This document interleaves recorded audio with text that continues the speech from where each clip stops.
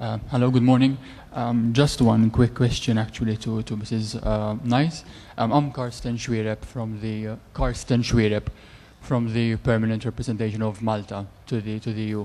I just wanted to ask a question about research, research into the cultural field, into the cultural collaboration. I wondered whether your experience, what you've read, what you've done, who you've met, is research in Mediterranean cultural activity well represented enough when compared, for example, to Southeast Europe or relations with Eastern countries? Is the Mediterranean there and represented? And is that research used to inform cultural policies of Mediterranean countries? Thank you. Yes, I have one example actually out of the Roberto Cimetta life, so to say.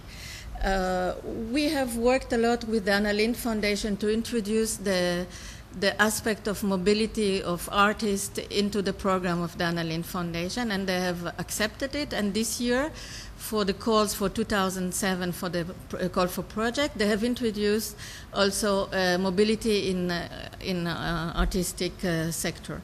But there was a lot of speaking about this mobility and handicaps to mobility.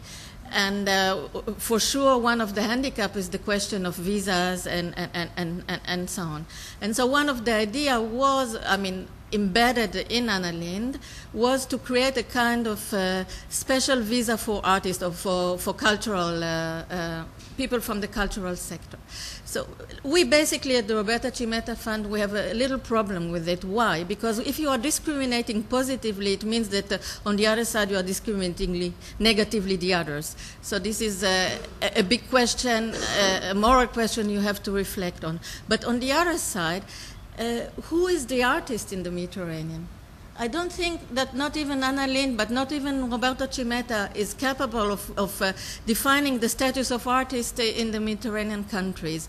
So what has to be done is actually, and what we're going to start with it now, is a study on the situation of artists and the status of artists in the Mediterranean.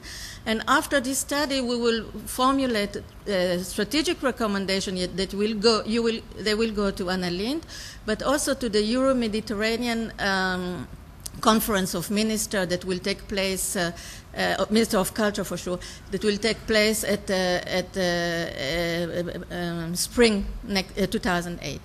Because we want them also to reflect on this question of mobility of artists and what mechanism they can create in order to facilitate this mobility, but not also of people, but also of creation and product and so on. So this is a real illustrates how through research you will formulate a strategic recommendation that will go, I hope, to the minister, and they will call upon the European Commission to do something in this field.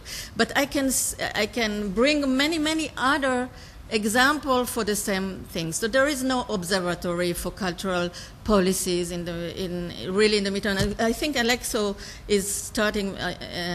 Mr. Busnina, who is here, maybe will inform us about it. There are many mechanisms that you can create in order to improve the sector.